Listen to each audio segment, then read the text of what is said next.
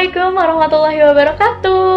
Hai, perkenalkan nama saya Ifah Nur Latifah. Saya alumni Kopma Unpas. Pernah menjabat sebagai pengurus Kopma Unpas. Yang pertama menjadi bidang humas, yang kedua kabid PSDA, yang terakhir menjadi pengawas bidang PSDA dan bidang personalia. Untuk kali ini saya diamanahkan sebagai pemateri di kelas Sarko tentang perkoperasian. Untuk lebih lanjut, cek. Yes, di sini saya akan menjelaskan mengenai perkoperasian. Nah, inilah agenda pembahasan kita.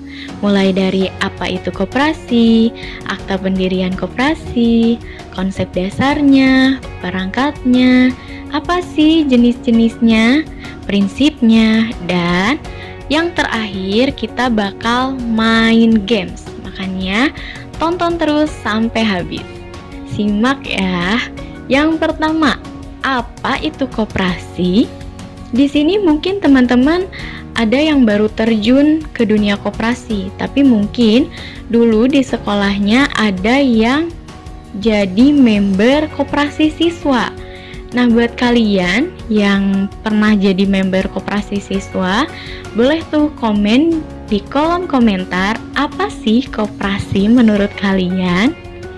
Oke, di sini saya akan menjelaskan koperasi menurut Undang-Undang Nomor 25 Tahun 92. Koperasi adalah badan usaha yang beranggotakan orang atau seorang atau badan hukum koperasi dengan melandaskan kegiatannya berdasarkan prinsip koperasi, sekaligus sebagai gerakan ekonomi rakyat yang berdasarkan atas asas kekeluargaan. Ya, asas kekeluargaan, karena tujuannya untuk mensejahterakan anggota pada khususnya dan masyarakat pada umumnya, yang tentunya akan berpengaruh pada tatanan perekonomian daerah tersebut yang insya Allah akan menjadi baik, adil, makmur, dan juga sehat. Nah, koperasi di sini gak mungkin kan ya hanya sendiri atau satu orang, pasti sekelompok orang. Nah, minimalnya ini 20 orang untuk koperasi primer. Kalau untuk koperasi sekunder itu minimal 3 koperasi. Akta pendirian koperasi. Sebelum kepada akta pendiriannya, di sini gimana ya pendirian koperasi? Terus ngebentuknya tuh gimana? Nah, supaya kalian nih udah ada 20 orang. Terus tujuan kalian ini sama. Misal 20 orang ini kayak butuh nih buat kebutuhan sehari-hari. Oh, udah puguh apa tujuannya dan kepentingannya. Dibuatlah rapat pembentukan. Untuk apa? Untuk pembentukan dari pengurusnya siapa, kemudian pengawasnya siapa, jenis usahanya apa. Nah, itu kalau misalkan udah ada, berarti akan ada kesepakatan. Setelah adanya kesepakatan, koperasi tersebut perlu ada pengakuan, harus ada badan hukumnya. Nah, makanya perlu diurus akta pendiriannya. Kita udah ada nih namanya, nama koperasinya, tapi tidak berbadan hukum. Nah, ini dirasa kurang karena nanti pada pengelolaannya atau perizinan ini itunya akan lebih sulit. Makanya perlu adanya akta pendirian koperasi. Akta koperasi itu apa? Yaitu akta otentik yang dibuat oleh pejabat sehingga memberikan jaminan kepastian hukum bagi koperasi sebagai badan hukum. Apa manfaatnya untuk anggota? Kalau ada akte, yang pasti ada jaminan kalau mereka ini berbadan hukum sehingga dapat hak dan kewajibannya. Kemudian manfaat untuk koperasinya ada, manfaatnya sama, yaitu ada kepastian hukum sehingga bisa menjalankan kegiatannya sesuai dengan ADART. ADART adalah kebijakan hukum, anggaran dasar, dan rumah tangga. Nah, Siapa yang ngebuatnya akta pendirian ini? Yang pasti pejabat atau notaris. Notaris bertanggung jawab atas akta koperasi yang dibuatnya sesuai dengan Undang-Undang Nomor 25 Tahun 92 tentang perkoperasian. Setelah terbentuk dan adanya akta pendirian, kemudian kalian harus memahami konsep dasar dari koperasi. Di sini dilihat dari 4 sisi, mulai dari based on organization, based on business objective, based on business relationship, based on management. Untuk yang pertama, organization atau organisasinya. Nah, telah disebutkan dari tadi kalau koperasi ini berdasarkan kepentingan bersama, bukan berdasarkan pada pemilik modal tertinggi atau investor. Nah, itu biasanya perusahaan. Kemudian based on business objective, tujuan dari bisnisnya. Tujuan dari bisnisnya yang tentunya adalah memenuhi kebutuhan anggotanya. Jadi bukan untuk keuntungan, tapi mufakat, untuk kepentingan bersama, untuk kebutuhan anggotanya. Kemudian business relationship atau hubungan bisnisnya. Hubungan bisnisnya ini bersifat bekerja sama, bukan bersaing. Jadi collaboration ya, nggak ada persaingan ini itu yang mengakibatkan mungkin bisa jadi bangkrut gitu kan. Ada persaingan boleh asalkan sehat. Nah, selanjutnya based on management atau pengelolaan. Pengelolaan di koperasi ini sifatnya terbuka. Jadi tidak ada tuh yang namanya diskriminasi. Kan kalau misalkan di perusahaan suka ada ya syaratnya tuh mungkin agamanya harus Islam, tinggi badan, berat badan, terus IPK. Nah, enggak. Kalau misalkan koperasi enggak begitu karena sifatnya yang terbuka. Nah, sampai sini paham kan? Lanjut ke perangkat koperasi. Yang pertama, rapat anggota. Rapat anggota ini adalah kekuasaan tertinggi di koperasi. Kenapa? Karena di rapat anggota semua keputusan ini berdasarkan atas kesepakatan dan mufakat dari anggota. Karena adanya pemilihan dan pembentukan pengurus, pemilihan dan pembentukan pengawas, ketua umumnya, SHU, apapun yang akan dilaksanakan pada kegiatan itu pertamanya direncanakan dan disepakati di rapat anggota. Oleh siapa? Ya oleh anggota. Dari siapa? Yang mencalonkan kan dari anggota. Yang nanti milih anggota. Untuk siapa? Untuk anggota. Karena koperasi tadi untuk siapa? Untuk kebutuhan anggotanya. Yang kedua, pengurus. Nah, pengurus ini adalah pengelola dari koperasi. Kegiatannya kan kayak nanti transaksi, kemudian pencatatan, pelaporan. Nah, ini yang ngurusin adalah pengurusnya. Mangga buat kalian yang berminat jadi pengurus, silahkan. Dijamin seru dan pasti banyak pembelajaran buat kalian. Selanjutnya, pengawas. Pengawas ini tugasnya mengawasi supaya jalannya kegiatan koperasi ini sesuai dengan kebijakan hukum, sesuai dengan ADART yang udah tadi disepakati di rapat anggota. Next, jenis-jenis koperasi. Aduh. Kalem teh, kalem. Jenis koperasi. Jadi koperasi ini nggak cuma satu, ada banyak. Iya, jenis-jenisnya tuh ada beberapa karena disesuaikan dengan kepentingan, dengan kebijakan ekonominya, kemudian kepentingan ekonominya. Nah, itu. Untuk jenis-jenis koperasi di sini ada pada pasal 16 Undang-Undang Nomor 25 Tahun 92 yang didasarkan atas kesamaan dan kepentingan anggotanya. Oke, yang pertama koperasi konsumen. Nah, teman-teman udah pasti ngeh nih, karena konsumen sifatnya berarti konsumtif. Nah, konsumen ini koperasi yang menyediakan barang dan jasa. Jadi anggotanya sebagai owner and customer, pemilik dan pelanggannya gitu ya. Karena tujuannya juga untuk meningkatkan daya beli, konsumtif. Contoh ini koperasi kita, koperasi mahasiswa Unpas, termasuk ke dalam koperasi konsumen. Tahu kan unit usaha Kopma Unpas ada berapa? Ayo pas open house ada 5.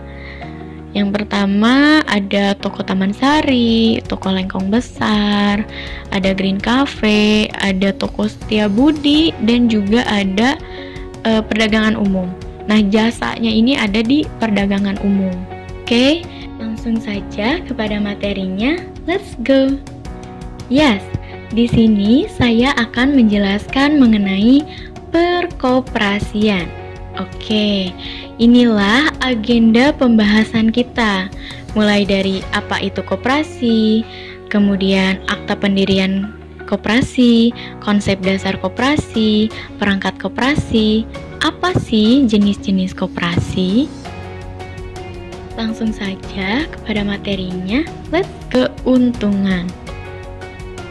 Nah, contohnya KPBS Pangalengan. Ayo, di sini ada yang pernah minum susu murni Pangalengan? Permen susu Pangalengan? Nah, itu adalah produk dari koperasi produsen, yang mana mulai dari anggotanya yang ngasih bahan mentah nih, atau bahan setengah jadi lah. Kemudian kan diolah tuh supaya jadi bahan jadi atau barang jadi, kemudian dipasarkan oleh anggotanya juga, oleh koperasinya juga yang di situ.